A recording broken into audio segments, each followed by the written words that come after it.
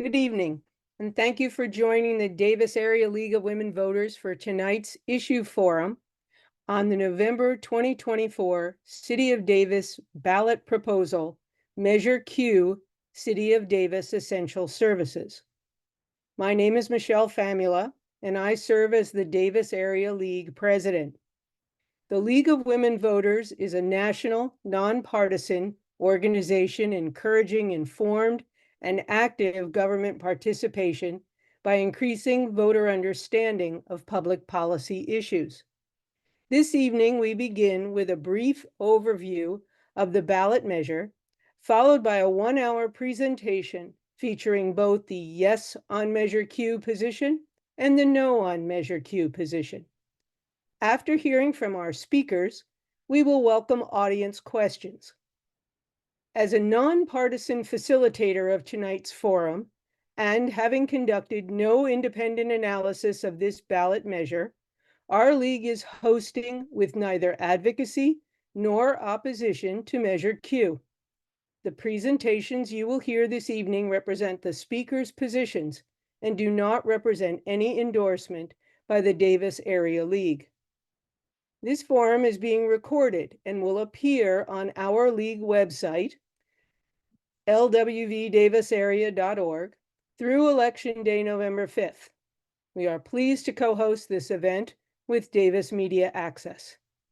Here now is a summary of Measure Q according to the Davis City Attorney's impartial analysis. Measure Q would adopt a new local transactions and use sales tax ordinance that would increase the city's existing sales tax rate by 1% or 1 cent on every dollar of taxable sales of goods in the city. This measure would be a general tax and could be spent for all general governmental purposes and is estimated by the city to generate approximately $11 million per year in new local revenue for use by the city. The sales tax ordinance would be in effect until ended by the voters. Measure Q was placed on the ballot by unanimous vote of the Davis City Council. If the measure is approved by the voters, the total sales tax rate paid in the city would be 9.25%, subject to any change in state law. California Proposition 218 requires that the proposed general tax be approved by a majority of the voters voting on the Measure A ballot. A yes vote on Measure Q is a vote to adopt the sales tax ordinance. A no vote on Measure Q is a vote to not adopt the sales tax ordinance. To begin our discussion, it's my pleasure to introduce our forum moderator, Bob Fung, a member of the League Voter Forums Committee, and Bob will introduce our speakers and moderate our audience Q&A. Thank you, Bob. Good evening. My name is Bob Fung. I will serve as moderator for this evening's forum. I'm joined by Nikki Neff, tonight's timekeeper, and Joanne Bowen, tonight's question manager, and Michelle Famula. This evening, our Measure Q forum is pleased to welcome Donna, Neville, and Josh Chapman, representing the Yes on Q side, and Elaine Roberts Musser and Alan Pryor, who is having some difficulty connecting, representing the No on Q side. Our forum format has 4 parts: opening statements, moderated questions, audience questions, and closing statements. The forum will start with opening statements of up to 2 minutes. The order in which the sides will speak was determined by a random drawing. The yes side will give the first opening statement, followed by the no side. After opening statements, the 2 sides will respond to 3 moderated questions. These questions were selected by the forum committee of our league chapter and were sent to the yes and no sides 2 weeks before the forum. Each side will have 2.5 minutes for their primary response. The no side will respond first to the first question, and then for questions 2 and 3, The yes and no sides will alternate who gives the first response. After primary responses from both sides, each side will be allowed a single secondary response of 1.5 minutes, starting with the side that had the first primary response. Speakers will be given a 15-second warning with a yellow card by our forum timekeeper, Nicola Neff, and a red card when their time is ended. Following our 3 moderated questions, we will move to audience questions.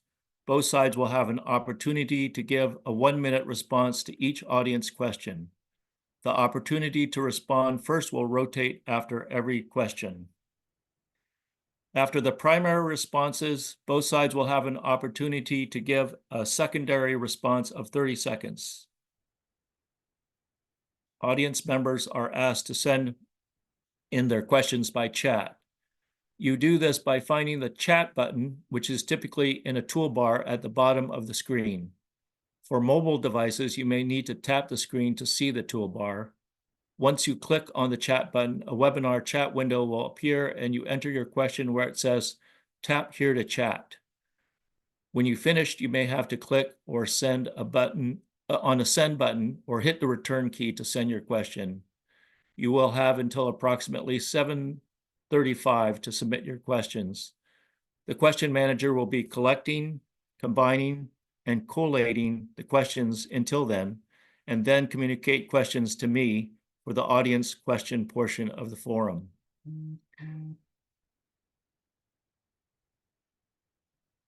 Following audience questions, we will end with closing statements in which each side will give a 1-minute closing statement. The yes on cue side will give the first closing statement. So let's get started. We begin with each side's opening statement of up to 2 minutes. We will hear first from the yes on cue side, followed by the no on cue side. Good evening, everyone. I'm Donna Neville for Yes on Measure Q. Thank you so much for tuning in tonight, and thank you to the Davis League of Women Voters for putting on this helpful event. Voting yes on Measure Q, the City of Davis Essential Services measure, might be the most impactful $11 million decision you will ever make. A yes vote on Measure Q would increase our local sales tax by a modest 1% and would provide an additional $11 million each year to support the services that our community needs and deserves. That's nearly a 13% increase to our general fund and will go a long way towards supporting quality city services. Measure Q is a general sales tax, so it can be used to support any and all city services. That includes maintaining and repairing our roads, bike paths, green belts, and parks, fixing our city's aging infrastructure, ensuring public safety response times, paying down our unfunded healthcare liability, restoring our general fund reserve, and addressing homelessness. A no vote means we won't have that additional revenue, and city services will suffer. There's no question about that. The choice here is easy. Do we want to pay a modest increase in the local sales tax that will reap huge benefits for our community? Or do we want to see services continue to decline? I know that all of you who are watching care about this community and want to invest in its future. So join with all 5 current city council members, many former city council members and mayors, the Yolo County Democratic Party, the Interfaith Housing Justice Alliance, and the Downtown Davis Business Association, who all endorse Measure Q and vote yes. As presidential candidate Harris recently said, if you see a problem, don't complain about it. Do something about it. I was It's unmuted. our So we'll see. opportunity to do something about the quality of services in Davis. Don't miss this opportunity. Vote yes on Measure Q. Thank you.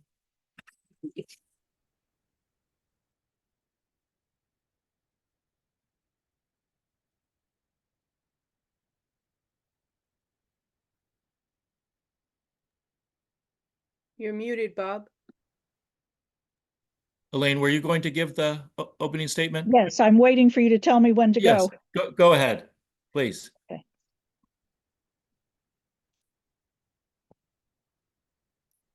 The City Council wants us to approve a 1% sales tax increase, in essence, a blank check with virtually no accountability, insisting we trust them. Their conduct as a council has hardly inspired confidence.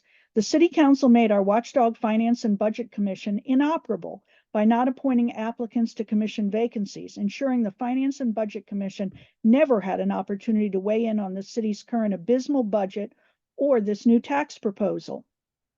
The city's last financial audit was for the fiscal year ending in June of 2021. The city's general fund reserve is half what the council has mandated that it should be. The city council suspended paying down the $42 million debt for unfunded employee benefits, leaving this gargantuan problem for our children to pay for. The city council reduced the budget to repair roads by $1.5 million per year as the state of our roads grows exponentially worse. The city council has approved employee salary increases far in excess of the inflation rate over the last 10 years. The city council has squandered many millions of dollars on nice-to-have projects instead of maintaining what it already has. As an example, it spent $600,000 to expand the downtown fire station to accommodate the new ladder truck it purchased, which it could have borrowed from UCD. 3 new firefighters had to be hired to man the new truck at a cost of over $1 million a year. The city council has refused to commit to a specific plan on how they will spend the Measure Q tax revenue, as they promise to expand programs and create new services they clearly cannot afford. This is irresponsible money management. Why should taxpayers fork over more of their hard-earned cash if the city council won't get its fiscal act together? Thank you, Elaine. Now I will ask our 3 moderated questions prepared by our League Voter Forum Committee members.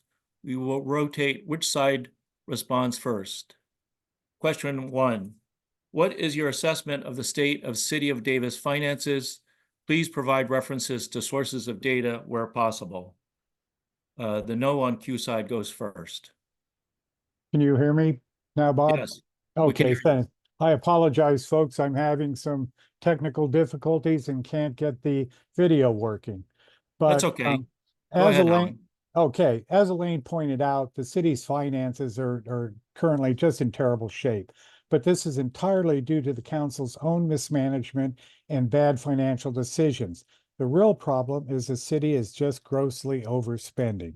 As an example, the city claimed in their Measure Q ballot statement that the city of Davis has worked diligently to manage existing resources efficiently, trimming expenses. Now we need to catch up to the inflation, increasing costs in our growing population, unquote. But this is an objectively false statement. For instance, the average inflation rate over the past 10 years was 3.8%, and that's using the Bay Area CPI, so it's higher than the national.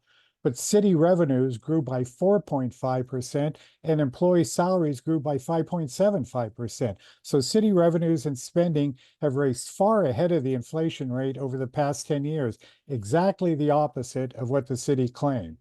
Plus, from 2014 to 2021, the population of Davis increased by only 430 people, which is about 0.1% per year. So it's clear the city's financial plight isn't due to inflation or population growth. It is due to uncontrolled spending, pure and simple. Yet in the face of these very serious current financial problems, the city is still spending money like there's no tomorrow. For instance, based on cherry-picked data of comparable municipal employee compensation, the city just gave out excessively generous compensation increases to our city manager and the highest paid firefighters, claiming it was commensurate with nearby community salaries when it clearly wasn't, digging us into a deeper hole. What the city needs to do, starting right now, is to cap all annual employee pay raises to the consumer price index until our unfunded liabilities are eliminated, act on the years-old John Meyer staffing report the city has had and never acted upon, including making all supervisors actually directly manage at least 4 to 6 employees, act on the serious concerns raised in the latest independent auditor's report. It says there are concerning deficiencies across the city's management structure and purchase order system. It's crucial the city expand. I'm sorry? That Time was up? two, Okay, that was 2.5 minutes. okay.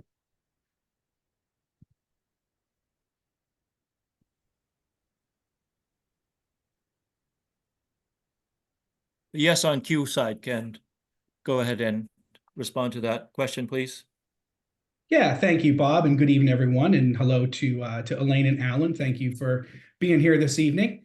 One of the things I often hear folks say is that Davis is unique, that we are a special community, and that is true in many ways. But when it comes to our fiscal situation, we are just like many other cities in California. Davis faces the same constraints all other cities face in terms of how it can raise money. Prop 13 essentially caps property taxes at 1% of the purchase price, which means that property taxes in California stay relatively flat, even as home values soar. So cities turn to sales taxes, parcel taxes, and retail growth to fund essential services. Meanwhile, the cost of delivering city services continues to rise, outpacing revenues. Construction costs alone have spiked in the past year. But the fact that we have to deal with these constraints doesn't mean we throw our hands up. Instead, we do everything we can at the city level to manage our resources efficiently and make good decisions. You've already heard some of the things tonight we're going to continue to hear from the opposition designed to make you think that the city has been wasting your money, or even worse, not paying attention to how your money is managed. Nothing can be farther from the actual truth. Here's what you should know. 1, the city works diligently to contain costs at every level. This past June, we trimmed virtually everything from the budget that wouldn't impact essential services or lay off staff. That meant that some capital improvement projects like road repair had to be delayed. This is the reality of budgeting when the costs exceed the amount of money that you have. 2, when we make budget decisions, we work hard to spend your hard-earned tax dollars in ways that provide you with the greatest benefit. Your safety and providing essential services that you depend on is always the top priority. The city uses a very successful federal and state grant funding strategy to draw down those dollars. Thank you. Thank you. The no on Q side has a secondary response now of 1.5 minutes. You're muted, Elaine. Sorry, is this question 2? No, this is the secondary response to question 1. Okay. It is crucial the city not expand programs or create new services if they cannot afford them. Until the city gets its financial house in order and tells us how they're going to spend the new $11 million in tax revenue and reinstate adequate and independent financial oversight, I'm not going to vote to give them even 1 nickel, and I urge Davis citizens to do the same. Thank you. The yes on Q side has a secondary response to question 1. Thank you, Bob. A lot of points to rebut here, but I'll be very quick. We don't have a spending plan for a very good reason. This is a general sales tax, and all of the revenue it generates goes into the general fund. We can't earmark it for specific purposes right now. That would be inconsistent with the law and would turn it into a 2/3 tax. But once Measure Q passes, you can bet we're going to have a very solid plan, and we're going to put all of that money through the normal budgetary process and make good financial decisions with it. You've also been told that the city's been delayed in issuing its audits. Let me just get to the chase. I spent half my legal career working for the state auditor, and I will tell you that yes, our audit was somewhat delayed in the 2020-21 year. The federal government had to grant an extension that year due to COVID. So we did issue the audit, and what you need to know is that it was a clean audit. The auditors found that we do correctly account for our money. We kept all of our investors, we paid all of our bond payments on time, we kept all of the regulatory authorities informed, and they were satisfied with our explanations. The 2022 audit is going to be released next month. It's going to be a clean audit, and the 23 audit will follow soon thereafter. Staff's been working diligently to get that back on track. And Josh, if there's time, I'm going to turn it to you to talk a little bit about those salaries. You're muted.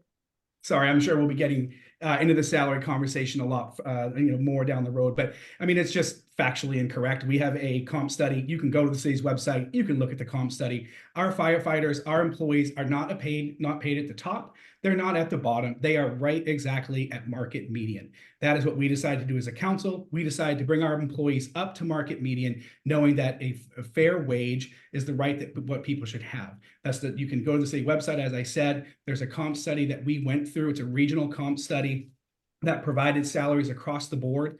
Over the past, from 2014 to 2021, our COLA expansion from 0% to 2%. That is in the bargaining agreements. You can go on the city website, you can look through the bargaining agreements, and you can find that information. It's right on the city website. Thank you. Question 2. What are the strongest arguments for voting yes on Measure Q? This is for the yes on Q side to start. 2.5 minutes.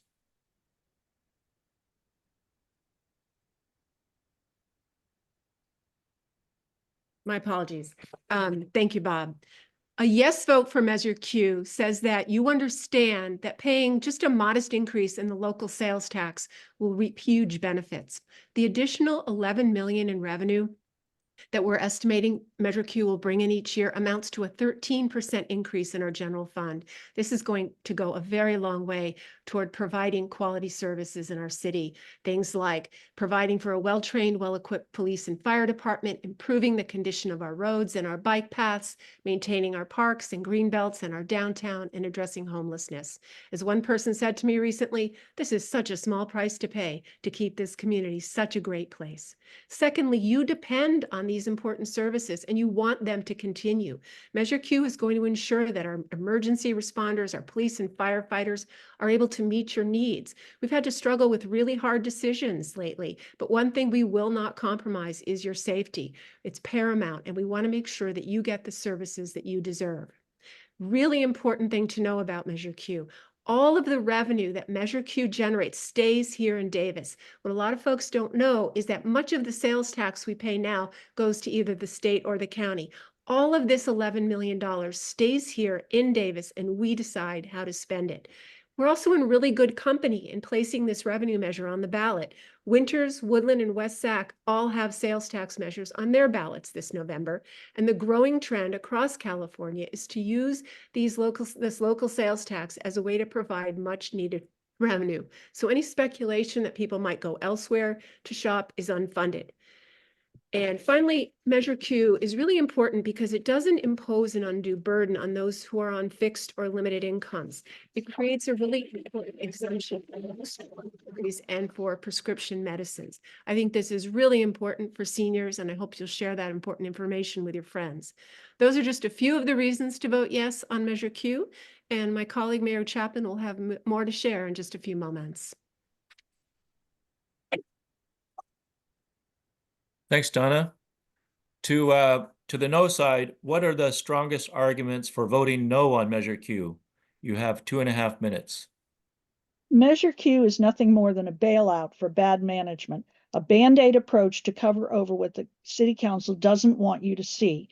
1, uncontrolled spending on additional programs and services that are not essential. 2, a complete failure to implement an economic development plan. 3, giving senior management large raises. And 4, not addressing this $10.7 million annual budget shortfall. The city has not had a financial audit since the year 2021. Why not? The general fund reserves have dipped to 7.55%, half of what it should be. How was that allowed to happen, especially in light of the millions in American Rescue Plan funds received? Why was the money spent for new programs and services as the city's finances were spiraling downward? To shore up the budgetary shortfall, the City Council approved the suspension of paying down the $42 million debt of city employee benefits and reducing city pavement management funds by $1.5 million. Why wasn't the Finance and Budget Commission permitted to weigh in on the city's budget and this new tax measure and how the money will be spent? Where did the $17 million lump sum payment from the American Rescue Plan go? Until the City Council is willing to answer these extremely reasonable questions and implement a fiscally responsible budget plan with proper oversight, why should citizens agree to turn over more of their hard-earned cash for the city to squander? Thanks, Elaine. So next we go to the secondary responses for the yes on Q side.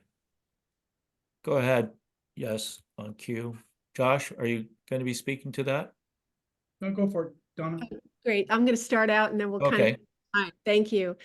Just a couple points of important clarification. We received not 17 million, but 19.7 million in federal rescue funds, and a detailed spending plan for all of that funding was made publicly available in numerous council meetings. So that's taken care of. There's also been a lot of discussion about whether we're paying down our unfunded liability for employee benefits.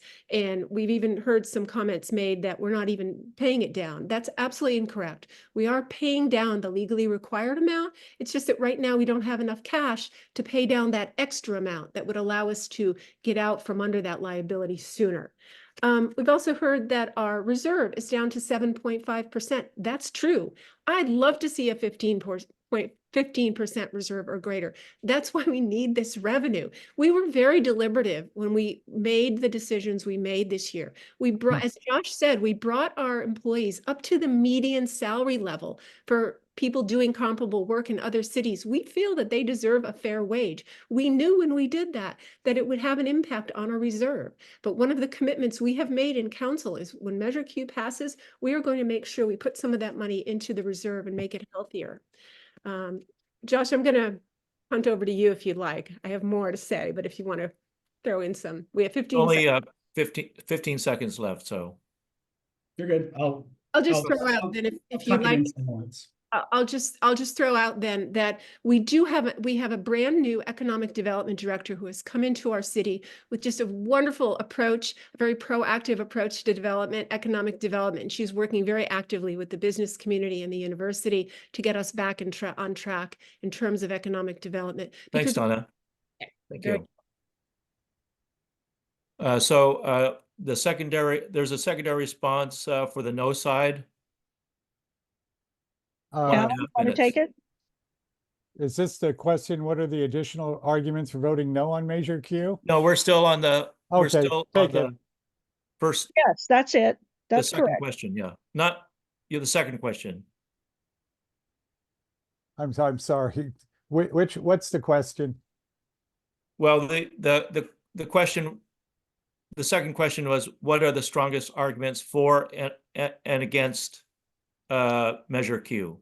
Okay, well, And- first of all, I think the city councils refused to commit to a specific plan because, as she said, it requires a lower threshold of approval. I'm suggesting that if in fact they very carefully specified what that money was going for, they could easily exceed that higher threshold of approval. I'd also like to point out that it's a complete misstatement to say that we are just bringing our highest paid employees up to levels commensurate with the public.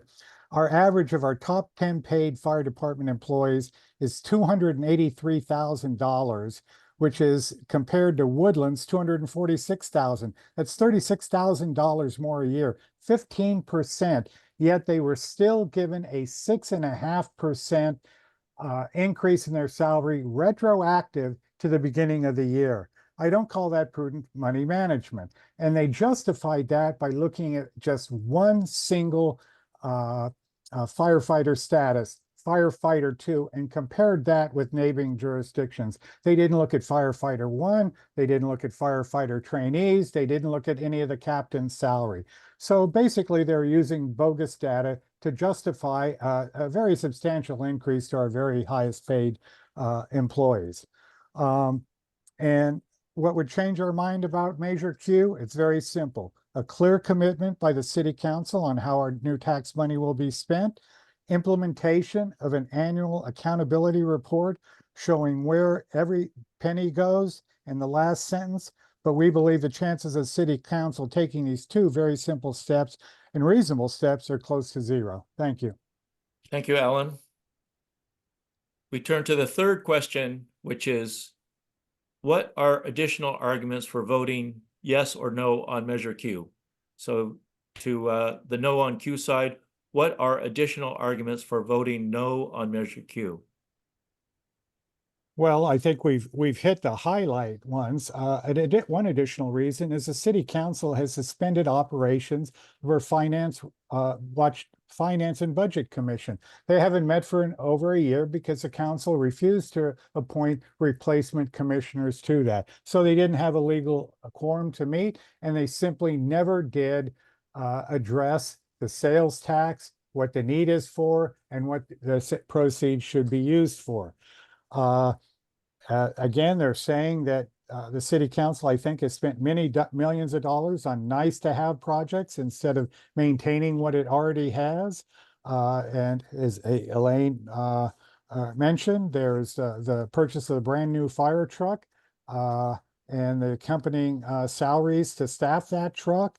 They spent $600,000 to expand the downtown fire station to accommodate this larger truck. And I just saw in the city council's most recent agenda item that they're going to donate a used fire truck to Woodland. I have no idea what the worth of that is. I'm guessing somewhere around $500,000. Additionally, the city council authorized over the past couple years spending $1.5 million refurbishing the kitchens of the city's 3 fire stations, even though all of them were perfectly functional, and they're really generally only used by 3 fires at a time to cook meals.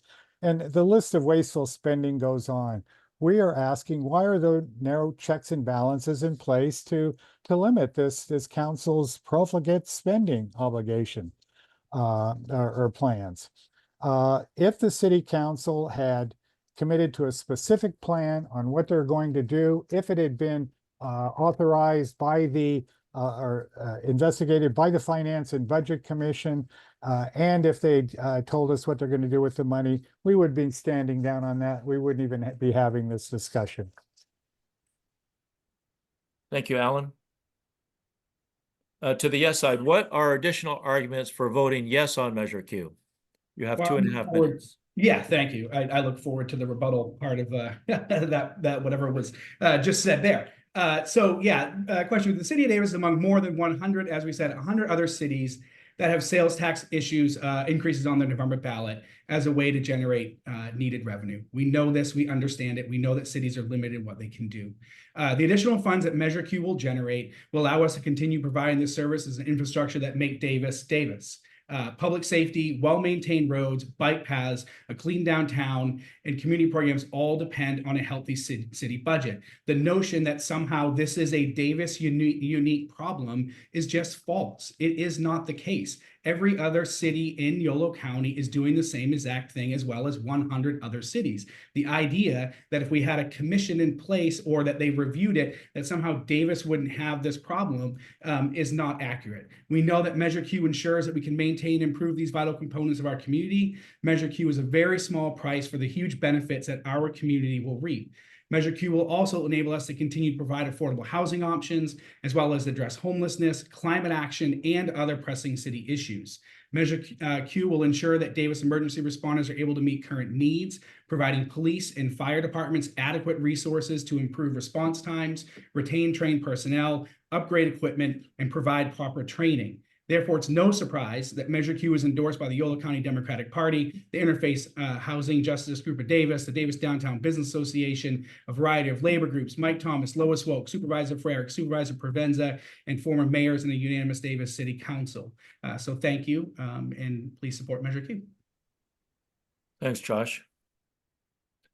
So the no on Q side, on Measure Q side has a secondary response of 1.5 minutes.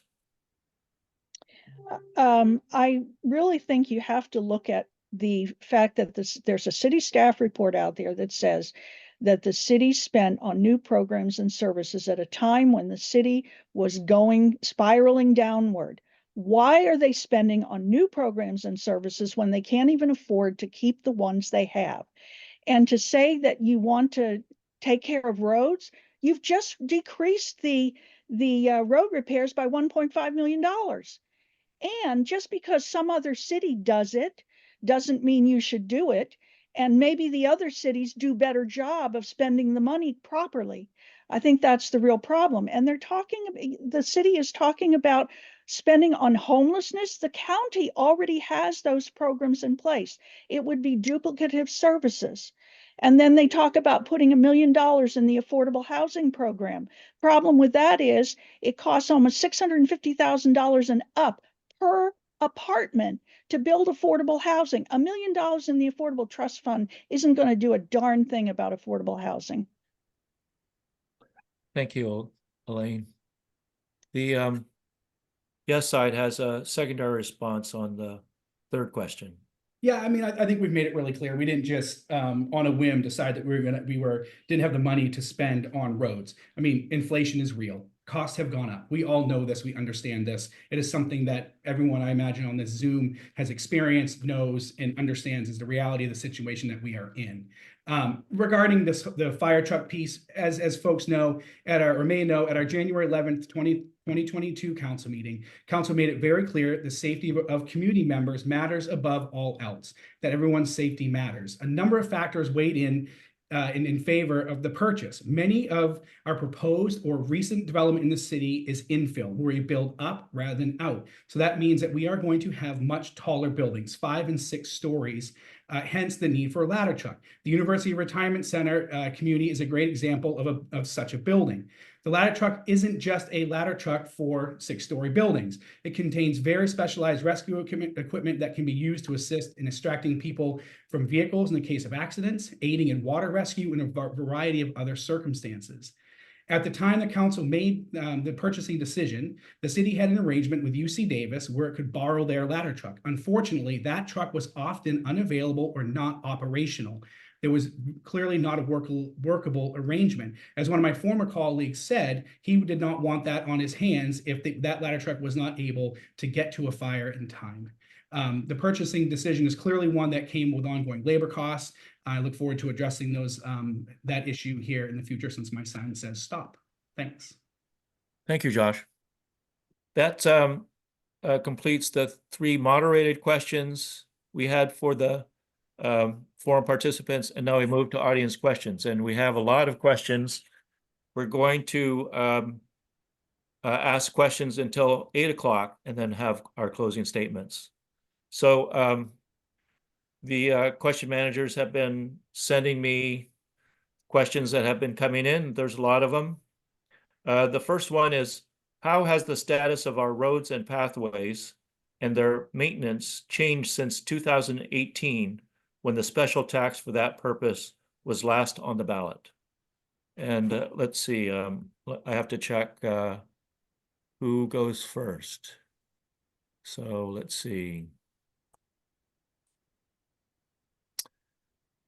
Yes on Q side goes first. Want me to jump in, Josh?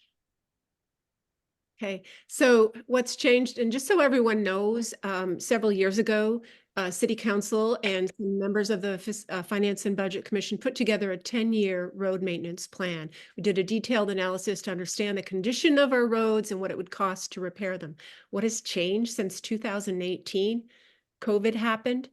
Supplies were difficult to get, and construction costs have skyrocketed. So what it cost in 2018 to make the needed repairs has gone up exponentially. In this past year alone, construction costs have increased by 9% alone. Like earlier in this forum, you heard some folks suggesting that the rate of inflation generally dictates the cost of is consistent with or corresponds to the cost of providing city services. That's absolutely untrue. It ties to the specific cost of providing that service. So yes, it costs much more today than it did. And that's one of the reasons why we need the revenue that Measure Q will generate. Thank you. Thank you, Donna. To the no on Q side, do you want me to repeat the question? Please. Yes, please. How has the status of our roads and pathways and their maintenance changed since 2018, when the special tax for that purpose was last on the ballot? I'll take that, Elaine. Okay. Clearly, it's deteriorating. Right now, the city of Davis has objectively the worst roads of any city in Yolo County. Our road index is less than Winters, less than Woodland, and less than West Sacramento.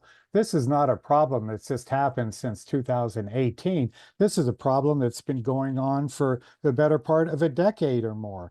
In fact, it's gotten so bad that the city now has a $300 million infrastructure shortfall, both for our roads and for our buildings. It's enormous. It's getting worse every year, and it's been growing for the past 10 years. Our city council has simply made the decision that they are not going to hold the line on salaries and special nice to have projects and Dean, put those money into the roads and infrastructure. Thanks, Alan. Thanks, Alan. So the yes on Q side has a 30-second response if you choose to do so. I think the opposition has just highlighted why we need this money so badly. We have been doing as much road repair as we can with the limited resources that we have. And costs have, as I said, they have skyrocketed. We understand that it's going to take more than it did in 2018, and we really want to use some of the Measure Q money to address that. There's no question. Thank you. No on Q side. Well, the bottom line is you've got American Rescue Plan funds in the amount of 19.7 million, and where the roads are getting worse and worse and worse. And yet you had $19.7 million. Thank you. Move on to the next question. The city has shown an average shortfall of 10.7 million a year in order to eliminate its unfunded liabilities for road repair, park maintenance, pensions, and other physical requirements. And then it ends with a question. So that's a question. Will the $11 million finally allow the city to meet these obligations? Was that clear? Let me repeat the question. So the question is like a statement, but it then has a question mark at the end.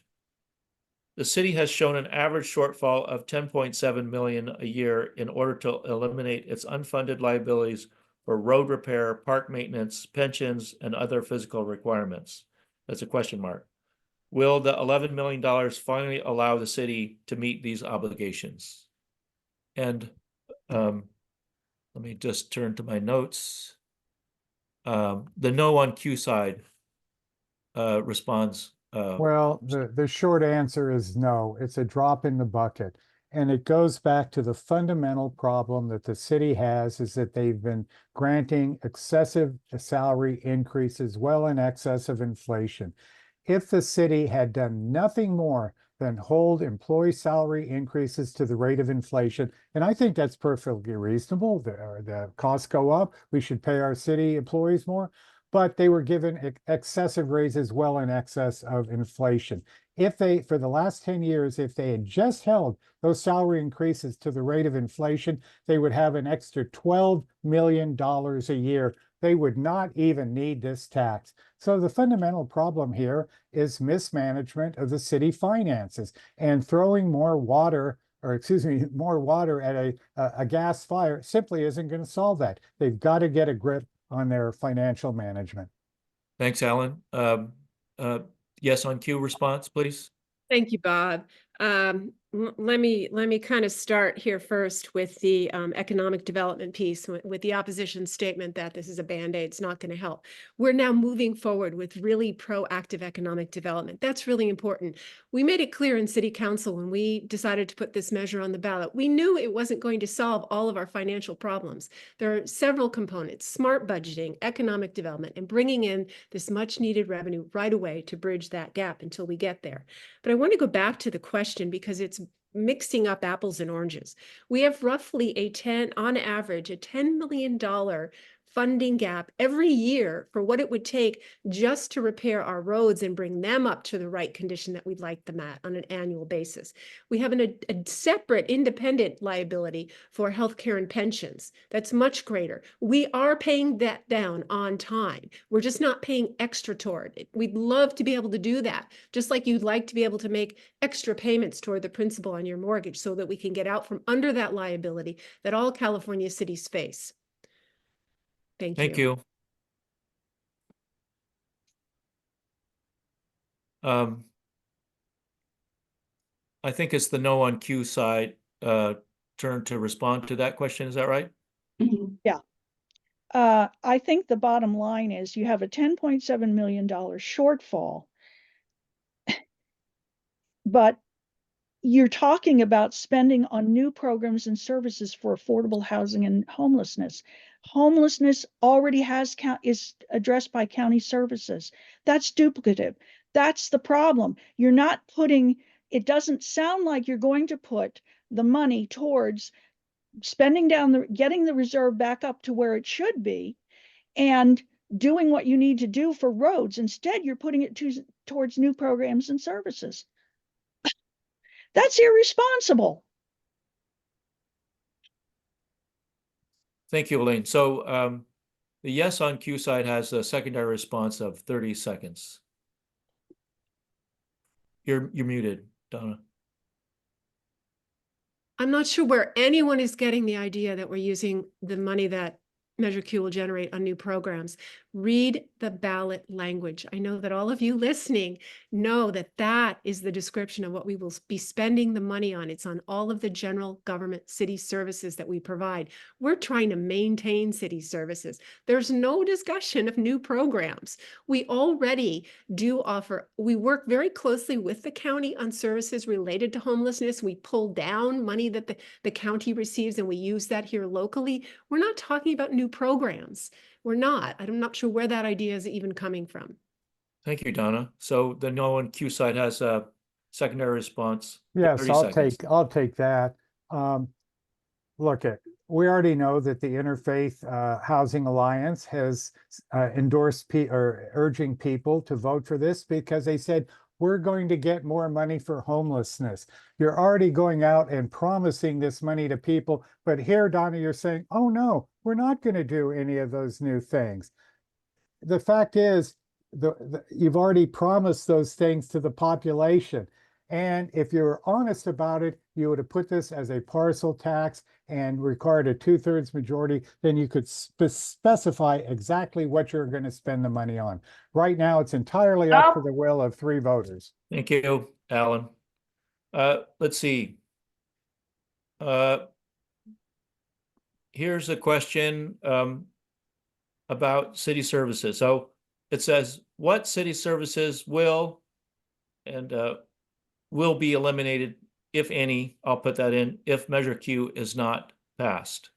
So that's a pretty clear statement. What city services, if any, will be eliminated if Measure Q is not passed?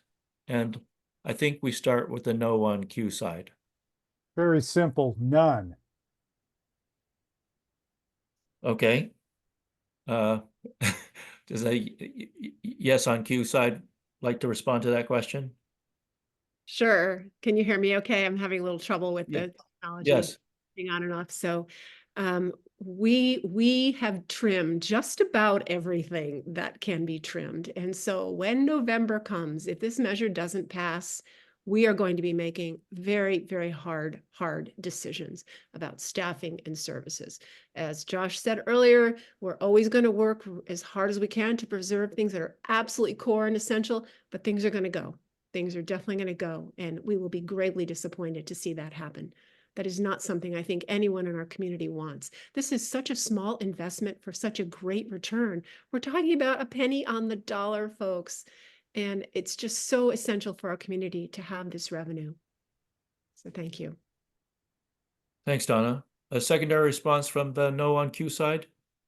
Well, the bottom line is citizens are having trouble paying their bills. The city seems to think that the taxpayers have an unlimited supply of money to give to the city to do what it wants, and that's ridiculous. The other thing I would say is this, I'm floored by Donna's comment, because in the staff reports, it's all over there that the money is going to be spent on affordable housing and homelessness. I would have thought also, Donna, that if you say there's going to be dramatic draconian cuts, the city council would have already looked into that, and you should be able to tell us exactly what those cuts would be. That's your job. Thank you. Thank you. Thanks very much.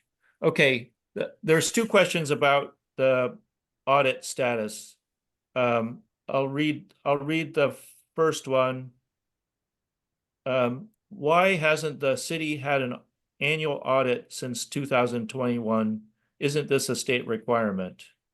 And then the second question is, I'll add the second question is, when will city audits be conducted? So that makes a good pair of questions about city audits. Anyways, the no on Q side goes first on this question. I have no idea why the audits haven't been done. I have no idea when they're going to be done. They're clearly in violation of the state law by not completing these in a timely manner. My simple question is, what are you trying to hide by not having a proper fiscal audit done? It's a very simple question. Why weren't they done? Why aren't the citizens allowed to see these independent audits?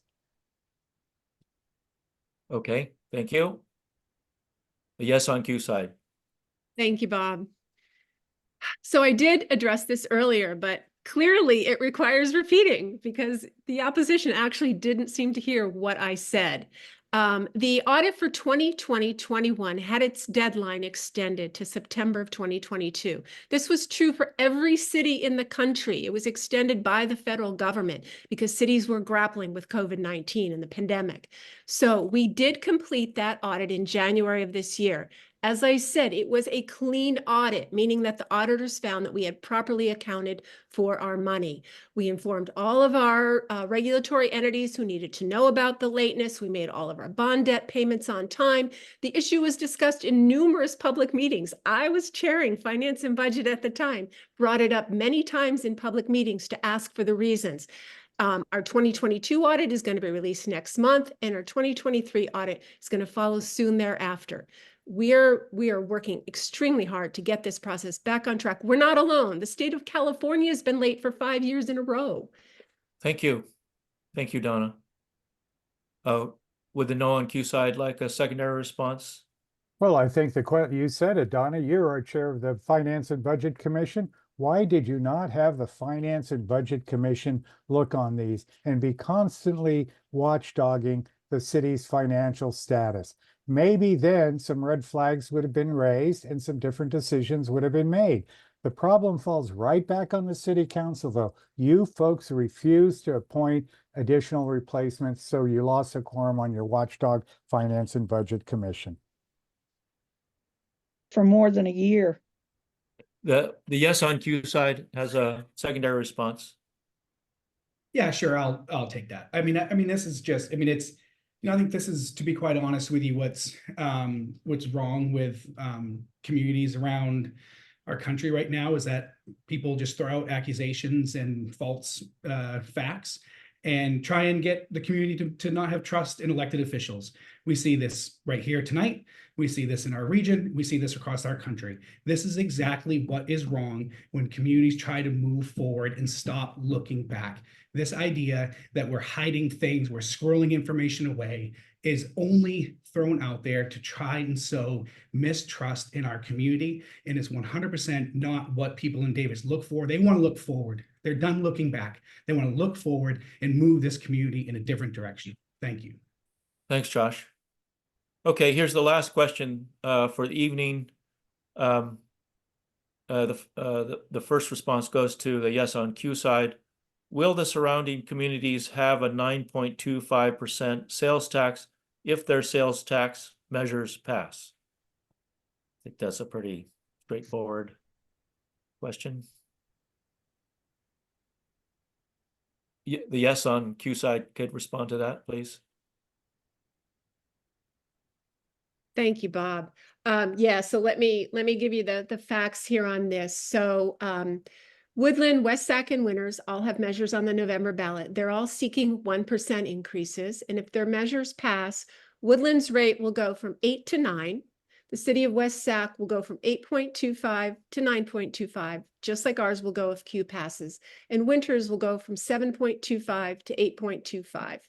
And there's, as you know, many other cities in California. There's some who have higher rates as well. There's also, as Josh mentioned earlier, there's more than 100 other cities in California that have similar measures on the ballot as well, recognizing how important it is to use this as an efficient means of bringing in much needed revenue.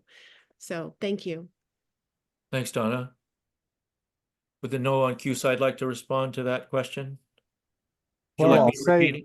I can say that, yes, it's sales tax will be 9.25%. That's pretty obvious, but the other cities don't have a $300 million shortfall in unfunded liabilities, both from our pension funds and for our infrastructure and road repairs. That is a systemic problem that has been going on for a decade in the city of Davis, and they haven't proposed anything that's going to change. That is the root of the problem. We have been mismanaging our money by spending it on nice to have programs instead of taking care of business. It's almost as if your kid ran through his allowance and said, "Mom, Dad, can you give me more?" And we say, "Well, what did you spend it on?" "Well, I didn't spend it on school lunches like I was told to. I spent it on candy and sodas after school. Can you give me some more money?" The obvious answer is no, you don't do that. Thank you. That concludes our audience Q&A. Thank you to our forum participants and audience members for your questions and answers. We now move to closing statements. In accordance with the opening random draw, we begin our closing by hearing first from the yes on Q side, and the closing statements are 1.5 minutes each. Thank you, Bob. And thank you again, everyone, for coming out here tonight. And thank you to the League for hosting us. Thank you to Elaine and Alan for being here this evening and sharing your thoughts. If you want a thriving, forward-looking community, the clear choice is to vote yes on Measure Q. As we said earlier, this might be the easiest $11 million decision you ever make. Measure Q will generate an additional $11 million each year for our city, and all of that revenue will stay here in Davis. This is a very small price to pay for the huge benefits our city and our community will reap. Measure Q exempts most groceries and prescription medicines, and this is the key for seniors and those who lived on fixed or limited incomes. Vote yes on Measure Q to show that you care about investing in our community's future. By supporting Measure Q, you're ensuring that when you call for help, police and fire service respond quickly. You're ensuring that our roads, our bike paths, and the parks that we all enjoy remain safe and well-maintained. This money can also be used to help clean up our downtown, and you're helping to sustain a vibrant, attractive place to live. Look, the Downtown Davis Business Association endorsed this measure. No one relishes a new tax. That's just the truth. But they looked at the benefits and the cost of Measure Q and decided that the benefits outweigh the costs, and I agree. As a downtown small business owner myself, I understand the critical need for sustained investment in our downtown and throughout our community. Measure Q will help support a vibrant economy in a community that we all can cherish. So I urge you to join with all 5 current Davis City Council members, numerous mayors, the Yolo County Democratic Party, labor groups, and the Interfaith Housing Justice Alliance, who all endorse Measure Q, and vote yes on Measure Q. Thank you. Thanks, Josh. The no on Q closing statement, please. Elaine? Okay. Bottom line is the mistrust is being caused by the city council itself. I went to a budget hearing and we raised these concerns at that budget hearing. And what happened? We were gaslighted as if somehow we're crazy, we're wrong. And yet we pointed out some obvious things that the city council has admitted, and it's in the staff reports. So I feel very insulted by that comment that somehow we've created mistrust, that somehow we're the problem. We're not the problem. Alan, you want to add anything? Well, I think you just have to look at the list of let's say fiscal shortcomings there. They suspended paying down the $42 million in unfunded employee healthcare benefits. Our general fund is reserved to 7.5% from the desired 15%. They're years behind in providing audited financials. They basically gutted and neutered our Finance and Budget Commission, which is the watchdog agency. They should have had a chance to look at this. You should have asked them to weigh in on it. Instead, you functionally disbanded that commission, so there's no opportunity for them to do so. If you had done things completely different, we might be having a different position right now. Thank you, Alan.